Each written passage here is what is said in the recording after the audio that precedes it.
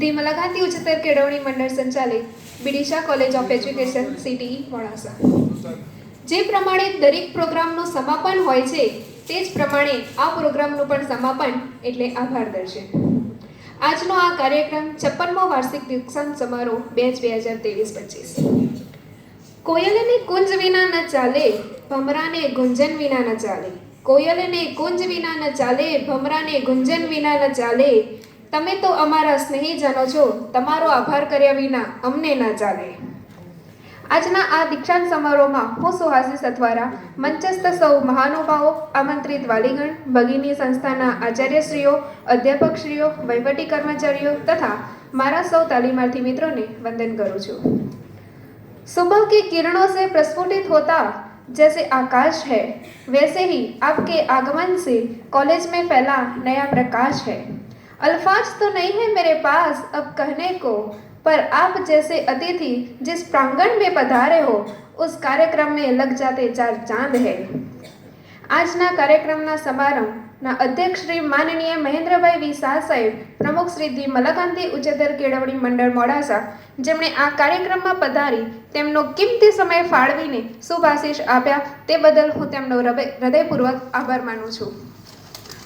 ત્યારબાદ સમારંભના ઉદ્ઘાટક શ્રી માનનીય doctor TS Joshi સાહેબ, કુલપતિ શ્રી ચિલ્ડ્રન યુનિવર્સિટી ગાંધીનગર, જેમણે પોતાનો આ અમૂલ્ય કિંમતી સમય આપી અહીં હાજર રહી આપણને શુભ આશીર્વચન આપ્યા અને સૌ તાલીમાર્થીઓને પ્રોત્સાહિત કર્યા તથા શિક્ષક માટે પ્રવૃત્તિથી શરૂ કરીને અંત સુધી શિક્ષક સુધીની તમામ વાતો કરી તે બદલ હું તેમનો પણ હૃદયપૂર્વક આભાર માનું છું।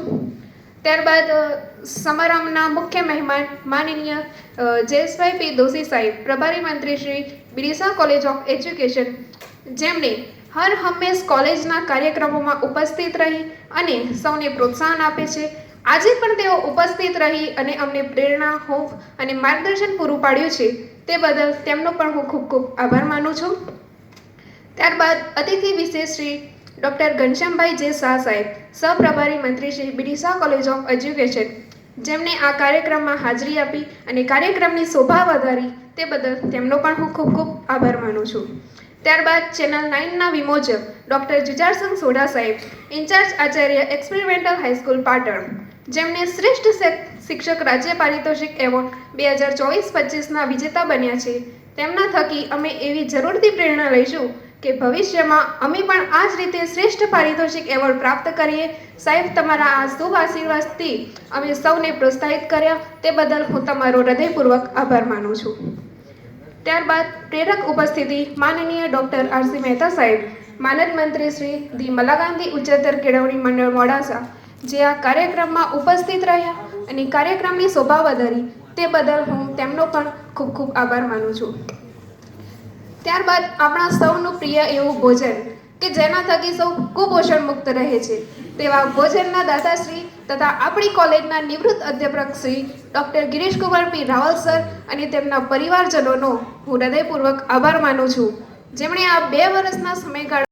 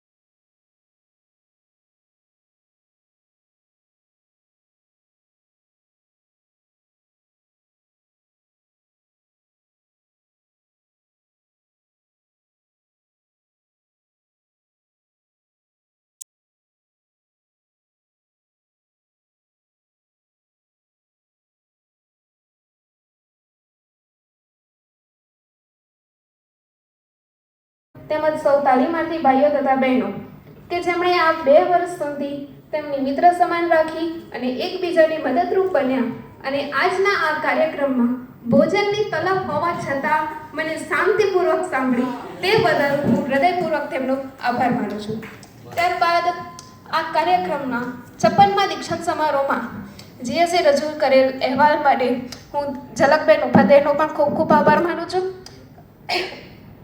ત્યારબાદ આ કાર્યક્રમમાં અગાઉ દિવસે બનાવનાર રંગોળી બનાવનાર, બ્લેકબોર્ડને શણગાર, પ્રોજેક્ટનું કામ કરનાર, તોરણ બનાવનાર, પ્રાર્થના વૃંદ, સ્વાગત ગીત રજૂ કરનાર, આવા નાના મોટા દરેક કાર્ય કરનાર નામી અનામી તમામ સૌનો હું હૃદયપૂર્વક આભાર માનું છું.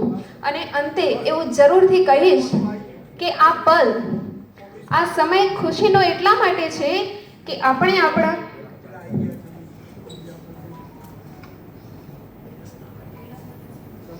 તથા આપણા આજના કાર્યક્રમમાં ઉદ્ઘોષક વિના તો જો આ કાર્યક્રમ થાય જ નહીં, એવા ઉદ્ઘોષકના કરનાર આપણા મેડમ શ્રી ભાવનાબેન મોદી મેડમ અને તેમના સહાયક તરીકે ડૉક્ટર એસ.એન. મુબડિયા સરનો પણ હું હૃદયપૂર્વક આભાર માનું છું. ત્યારબાદ અંતે હું જરૂર કહીશ કે આ પલ, આ સમય ખુશીનો એટલા માટે કે આપણા ઉજ્જવળ ભવિષ્ય તરફ આગળ વધી રહ્યા છીએ અને જે કોલેજમાં આપણે એક સાથે પરિવાર બની રહ્યા, ભણ્યા, જ્યાં સારા મિત્રો અને સારા શિક્ષકો મળ્યા, સારા વહીવટી કર્મચારીઓ મળ્યા, એવી આ મારી કોલેજ અને મારો નાનો પરિવાર કે જેને અલવિદા કહેવાનો દુઃખનો સમય આવી ગયો છે. તો સૌને અમારી બેચ 2023-25 વતી અલવિદા, અલવિદા, અલવિદા.